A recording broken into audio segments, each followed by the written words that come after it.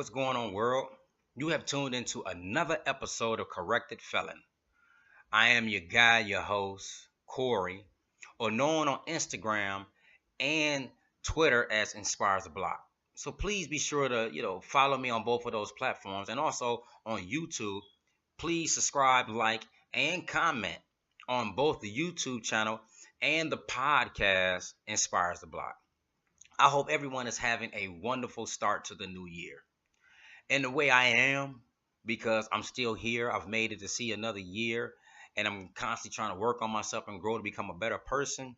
But I'm not because my Lions not in the playoffs. That hurts so bad. It's the second year in a row, and I thought we had a great shot at it, but we didn't. But I still support them. For those that's watching the YouTube channel, I got my Lions hat on, my Lions hoodie, even got my Lions Detroit Lions drinking cup. And for those in the listening world, it is. You can't see it, but I do have everything on. And once again, I just want to salute everybody that's have been supporting me on these platforms and understanding what I'm trying to put out there, the message that we live in a world where there's a multitude of people, millions of people that have been convicted of a felony, but who wants to make a major impact in this world. But there are so many restraints against convicted felons, and it is my hope and prayer that I can provide some inspiration and information so that we won't be continuing to be judged by something that we did in the past or the mistake that we made presently, because a lot of us desire change. And one of the things that is helping produce change is us. We have to be accountable for our actions. Ultimately, we desire criminal justice reform, but however, it has to start first with the criminal. I will never uh, sidetrack that or think otherwise. And if we get any help from the federal government, then that's just an added bonus. And so, what I want to do is, last episode, I talked about the First Step Act. That is the criminal justice reform bill that was introduced and signed into law by the United States Congress and also Donald Trump. In last episode, I talked about the things that I, disagree with in the bill, or how it didn't really hit the mark like it could have. And I had promised you guys that I would talk about the good things in the bill in this episode. And so that's what I'm going to do. Once again, if you would like to, you can pull it up. You can pull the bill up yourself, study it, review it, and go over it. And it's on congress.gov. You just can pull it up. They have it there. It's called the First Act, Senate Bill 3649. And so now some of the things that I want to talk about in this bill, I think that is very helpful to actually reform convicted felons or prisoners.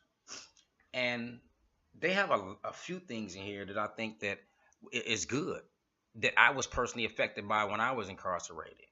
And one of the things is they have a lot of privileges that if a prisoner shows evidence that they are likely not to reoffend, then while they're incarcerated, they can benefit from these different programs that they have. And one of them is phone and visitation privileges. Okay. In the bill, it says a prisoner who is successfully participating in a evidence-based recidivism reduction program shall a phone privileges, or if available, video conferences privileges for up to 30 minutes per day and up to 510 minutes per month, and B, additional time for visitation at the prison as determined by the warden of the prison. Let me explain why this is so important.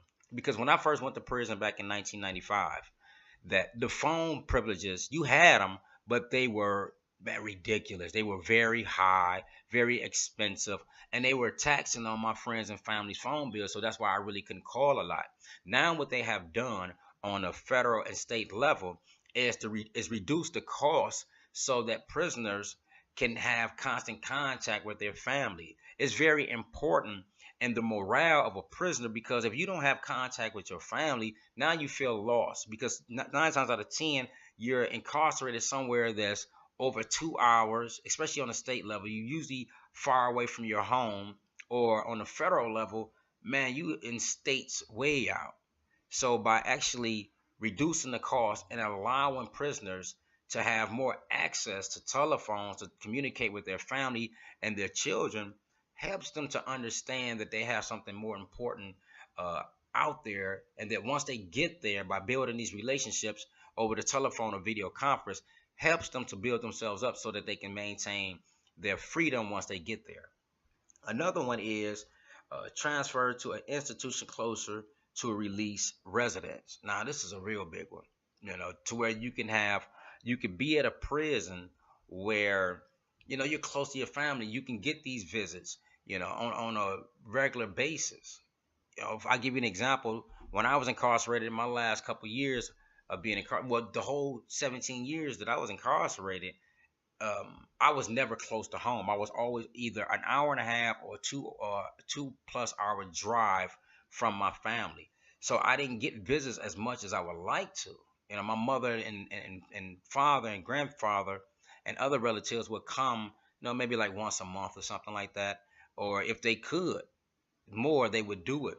But now, especially on the federal level, it says successfully participate in an evidence-based recidivism reduction program should be considered by the Bureau of Prisons for placement in a facility closer to the prisoner's release residence upon request from the prisoner, and subject to bed availability at the transfer facility. That's A. B. The prisoner's security designation. And C. The recommendation from the warden of the prison at which the prison is incarcerated at the time of making the request. So if a prisoner has access to be closer to home, then they can make these requests, and then they can have more access to their family, seeing their children, hugging their mother, and things like that. So this is another good aspect of the bill. Another one that I really love is time credits. Now, in the Michigan Department of Corrections, they don't have that. They do have it for people that were incarcerated, if I'm not mistaken, before 1998. And I was one of those individuals that fell up under the time credits. And now, in the Michigan Department of Corrections, if you go to prison right now, if they sentence you to 10 years, you have to do 10 years. It's just that. It's just a flat time that you have to do. And after that, then you are eligible for parole. But what they have now, especially on the federal level, is the time credits. It says, A, in general, a prisoner, except for ineligible prisoners under paragraph D, those really for violent offenders, who successfully complete evidence-based reduction recidivism programming or productive activities shall earn time credits as follows. 1. A prisoner shall earn 10 days of time credit for every 30 days of successful participation in evidence-based recidivism reduction program or productive activities. What this is saying is that if they are participating in activities that's going to help them stay out and also with good behavior, for every 30 days that they do in prison, they get 10 days taken off. That is excellent. That is excellent benefit when you're incarcerated. It says a prisoner determined by the Bureau of Prisons to be at a minimum or low risk for recidivating, who over two consecutive assessments has not increased their risk of recidivism, shall earn an additional 5 days of time credit for every 30 days of successful participation in evidence-based recidivism reduction program or productive activities. Meaning this here, they can add another 5 days to the 10 days that they're getting off for every 30 days that they do without any problems or participating in these programs that they have available. So that's a very good thing, that now on a federal level, they can earn good time, as we call it, back in Michigan, in the Michigan Department of Corrections. And so this will help reduce the prison population if prisoners are participating in these activities and not getting in any kind of trouble. So these are real good things. But there's one thing that I also want to talk about, and you probably heard me read it a lot, where it talks about participation in evidence-based recidivism reduction program or productive activities. Now, let me give you their definition on what they mean by that. Now, it says definitions. Evidence-based recidivism reduce program. And this is how they define these things to determine it. It says a prisoner has shown evidence to reduce recidivism or is based on research indicating that it is likely to be effective in reducing recidivism. B is designed to help prisoners succeed in their communities upon release from prison. And C may include social learning and communication, interpersonal anti-bullying, rejected response, rejection response, and other life skills. And they go to list some things that they think that is evidence-based that will help a prisoner not reoffend, which is family relationship building, structured parent-child interaction, and parenting skills. Now, this will help with the visitation things. These programs that they get involved with, as long as you can have a relationship with your family, they feel like these are the things that will help a prisoner likely to not reoffend. It says classes on morals or ethics, academic classes, cognitive behavior treatment, mentoring, substance abuse treatment, vocational training, faith-based classes or services, civic engagement, community classes, a prison job, including through a prison work program, victim impact classes, or other restorative justice programs, and trauma counseling and trauma informed support groups. So these are the things that they've come up with that I believe are actually good in the bill. That actually are really, really good in the bill. You know, and even though I feel as a whole it still missed the mark on a lot of things, these are the good things that stuck out to me when it comes to criminal justice reform. Now, it's called the first step. I was having a conversation with a friend last night, my friend Dyson, good friend. I've been knowing for about 18 years, who I've did time with, and he's still incarcerated. He served over 25 years now, and he's doing a life without parole sentence. And me and him was having a great conversation last night on the phone. We spoke for about a good 45 minutes, and he was giving me his understanding of the bill and what he liked about it. And I was giving him my understanding on what I liked and disliked about it. I mean, because keep in mind, they're informed. They know what's going on, even though they're incarcerated. And Dyson is in the Michigan Department of Corrections. And so we just had a beautiful conversation. We actually, helped one another understand each other's positions on the bill. And he had told me something in the conversation that I thought was very imperative, was very important, and it made me feel like I have a lot of work to do because I tried to be a voice for the voiceless. And he told me that I have to continue to work to have a seat at the table because I know personally how it feels to be incarcerated. Now, which I do. I did 17 years. I've been home over 6. And I know what it's like. I understand that if given that opportunity, you can make a successful transition from a criminal lifestyle to more of a productive citizen lifestyle. And I believe also too that this shouldn't just be based on non-violent offenders. Like, keep in mind, a lot of violent offenders are coming home. All of them not doing life without parole. All of them not just stuck in the penitentiary doing 30, 50, 60, 70 years. So they coming home.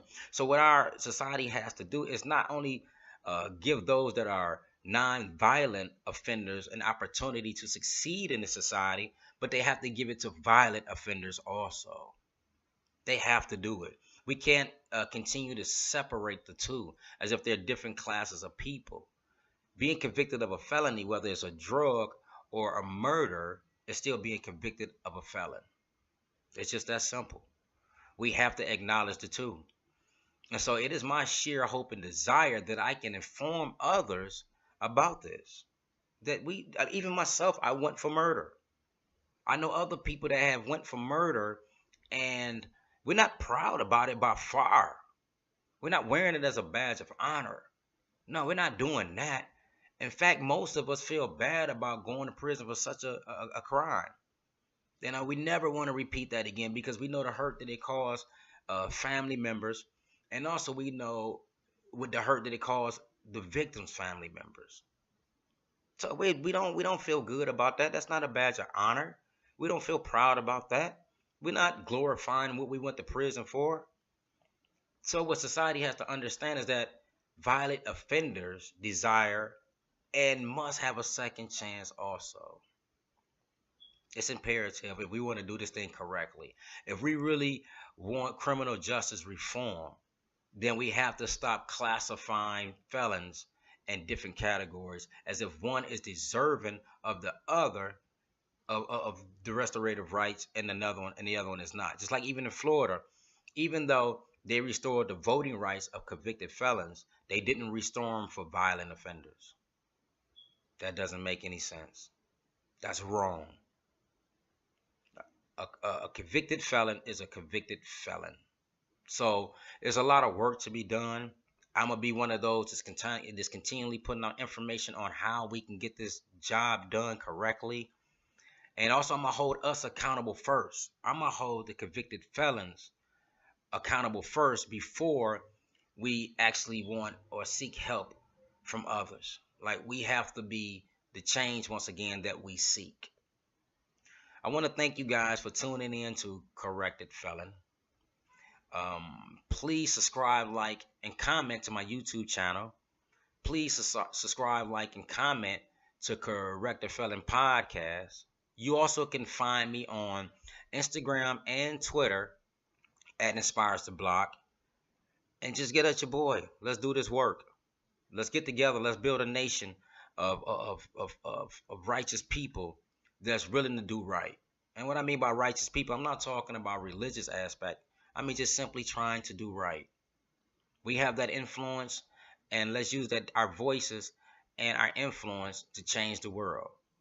Until next episode, I am your boy, Corey, or Inspires the Block. I'm fine with either one because it is my desire to inspire the block to do right. And until next episode, have a blessed day on purpose.